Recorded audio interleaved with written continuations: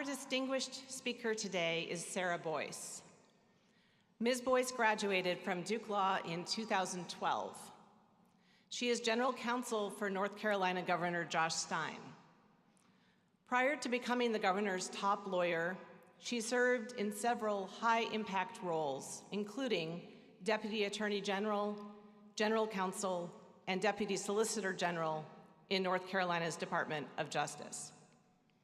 During her time in that department, Ms. Boyce led several high-profile cases involving companies including Google and TikTok. She argued before the U.S. Supreme Court in 2022 in a case involving North Carolina's voter ID law. Ms. Boyce clerked for 2 U.S. Supreme Court justices, Sandra Day O'Connor and Stephen Breyer. She also clerked for Judge Jeffrey S. Sutton of the U.S. Court of Appeals for the Sixth Circuit. While at Duke Law, she served as editor-in-chief of the Duke Law Journal. Some of you may also know her as Professor Boyce, since she taught appellate practice in the fall of 2022 and again in 2023. Sarah, welcome back to Duke.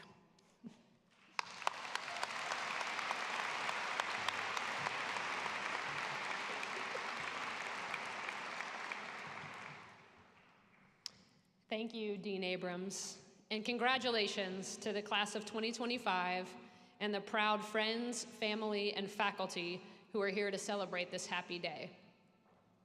When Dean Abrams first reached out to me to ask if I would speak at graduation, I was so excited and I went downstairs to tell my husband. I just got an email from Dean Abrams, I said. She asked me to be the graduation speaker this year. The graduation speaker, he asked. Rude. No, he backpedaled. I just meant that, like at our graduation, Justice Stevens was the speaker. I understood what you meant, I told him. He wasn't wrong, though. Ideally, you don't have to Google your graduation speaker. And I'm under no illusion that many of you had a clue who I was until just a few moments ago.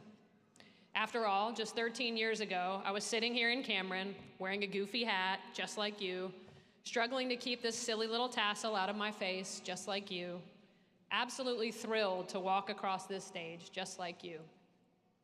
But there's some value in having a graduation speaker who isn't that far removed from what you're experiencing right now. Most days, I feel like I'm still figuring out what I'm going to be when I grow up, just as I imagine many of you often feel. Maybe even today, as your friends and families look at you and your goofy hat and think you've got it all figured out. I thought I had it all figured out right after college. When I graduated, I decided to become a teacher. I believed then, as I do now, that teaching is the noblest profession, and that putting an excellent teacher in every classroom in America matters more than just about any other domestic policy.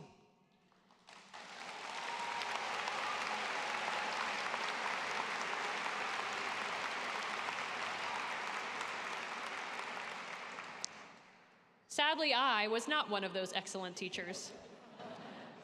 I was an outstanding cheerleader and mentor, and I loved my students, even the ones that didn't love me. I once got a note from a student that said, "Dear Miss Boyce, I like algebra and I like your class. Unfortunately, I don't like you."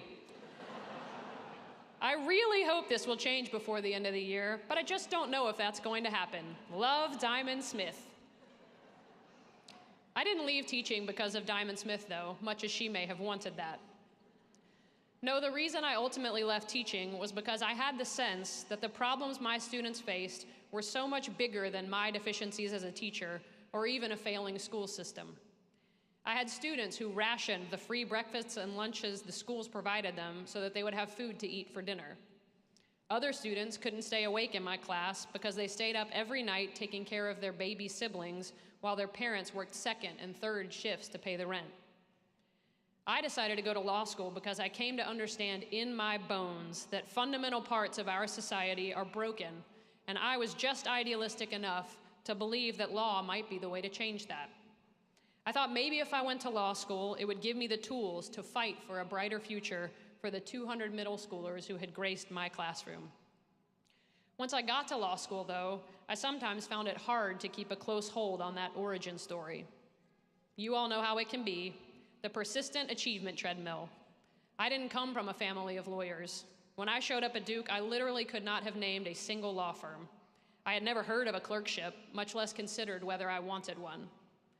But law school has a way of convincing you that your worth depends on whether you can secure a few shiny bullet points on your resume. Law review, moot court, order of the coif, order of the coif. 13 years later, I still don't know. All that to say, I started law school convinced I'd spend my entire career doing public interest work, and the next thing I knew, I was typing top 10 fancy law firms into Google. Fast forward to 2019. I had started my legal career with a series of one-year jobs, a fellowship at the US Department of Justice, and 2 clerkships. But when 2019 rolled around, I'd been in private practice for 3 or 4 years. I'm an associate at a fancy law firm in Washington, D.C., and I'm up for partner at the end of the year, and I am gunning for it. I'm billing all the time, I'm on all the firm committees, and I think I have this in the bag. One of my mentors at the firm literally told me, as long as you don't murder someone in the middle of Pennsylvania Avenue, you're all set. You'll be glad to hear that I did not murder anyone in the middle of Pennsylvania Avenue, but I also didn't make partner. I was crushed. When I found out I hadn't made it, I was at a big antitrust trial in New York. Our firm was seeking to block the merger between Sprint and T-Mobile, and I was set to handle the direct examination for one of the key witnesses the next day. I thought it was going to be this crowning achievement.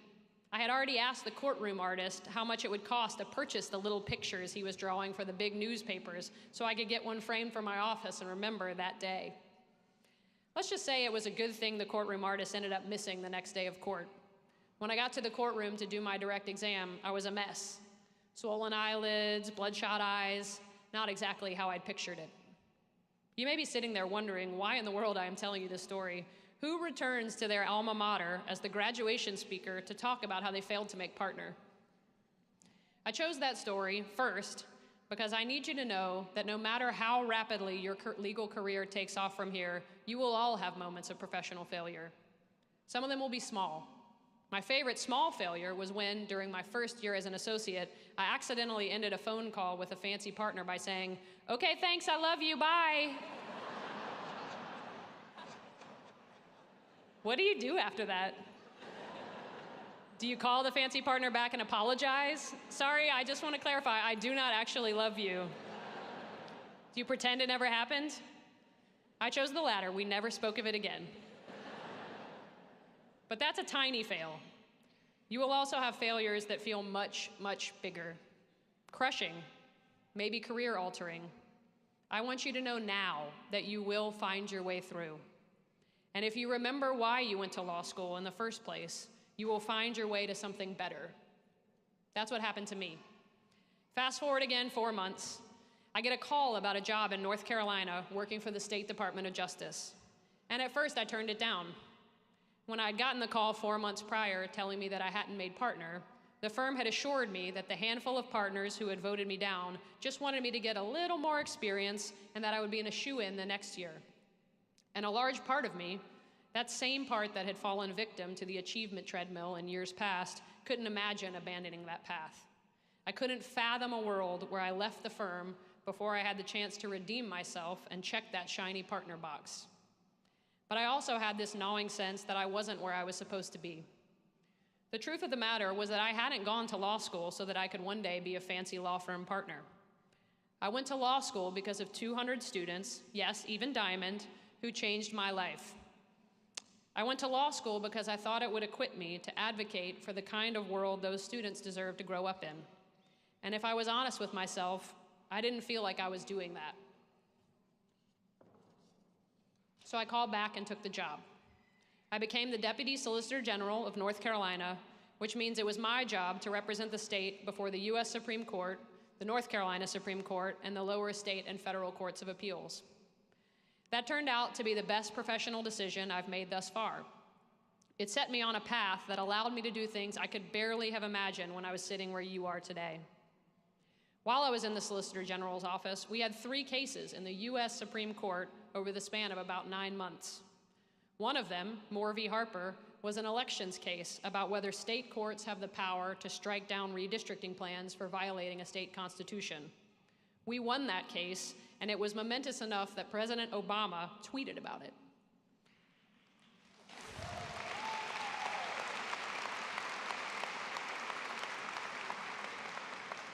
I got to argue a different case in the US Supreme Court. I almost threw up when I had to start talking, and I lost 8-1, but I argued in the US Supreme Court. Those experiences were incredible. I can still hardly believe some of them actually happened. But they're not the reason that quitting my law firm job was the best professional decision I've ever made. No, the reason I'm so grateful I quit my firm job was because it allowed me to get back to the reason I went to law school in the first place. I get to spend every day making this state, the state where I grew up and where my children will grow up, into the fair, nurturing place where I wish my former students could have grown up. And for me, there's no replacement for the fulfillment and professional satisfaction that comes from that. Now let me be clear, I'm not saying that each of you needs to devote your entire career to government or working for a nonprofit. Although I hope many of you spend part of your career in public service, it is just as important to hold true to the values that led you to law school when you're working at a law firm or in-house at a Fortune 500 company. Anyone who thinks that the people in the private sector have no impact on whether we live in a more just and democratic society is not paying attention right now. We need lawyers who remember why they went to law school at those fancy law firms, perhaps now more than ever before in my lifetime.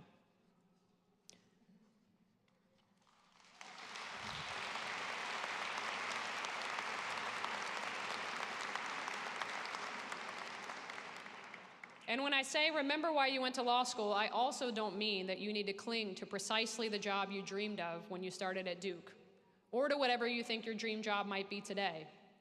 When I started law school, I thought I was going to be an education lawyer. I'm not, and almost certainly never will be. Instead, I've been a deputy solicitor general and the deputy attorney general of North Carolina, jobs I didn't even know existed when I started at Duke. Same goes for my current job. When I decided to go to law school, I didn't know governors even had general counsels, much less aspire to be one. All that to say, don't be wedded to exactly where you think you'll end up, whether professionally or geographically. Let your career surprise you and take you places you never would have expected. But do remember the values and ideals that brought you to this point in the first place. You chose to go to law school for a reason, and I bet it wasn't just money. If it was, becoming an investment banker probably would have been an easier path. No, I'm guessing for many of you, the journey that concludes today began several years ago with an LSAT prep book and a dream that you'd play some small role in bending the arc of the moral universe toward justice. Hold close to that dream. In a few minutes, you'll graduate from Duke Law and embark on your legal career. As that career takes shape, don't forget what brought you to Duke in the first place. When you're running on more cups of coffee than hours of sleep, and the partner wants to know why she still hasn't seen a first draft, remember why you went to law school. When you fail, in ways large or small, in ways that are mundane or career-altering, remember why you went to law school. And when it's time to decide what you're going to do with this degree you've worked so hard to receive, when it's time to choose whether you'll be a partner or a politician or a professor or a public servant, remember why you went to law school. Remember why you went to law school, and 13 years from now, you too might find yourself with a job and a life that you love, even if you may have to persuade your spouse that you really truly are the Duke Law graduation speaker. Congratulations, Duke Law, class of 2025. I can't wait to see everything you all are going to accomplish. Thanks for having me today.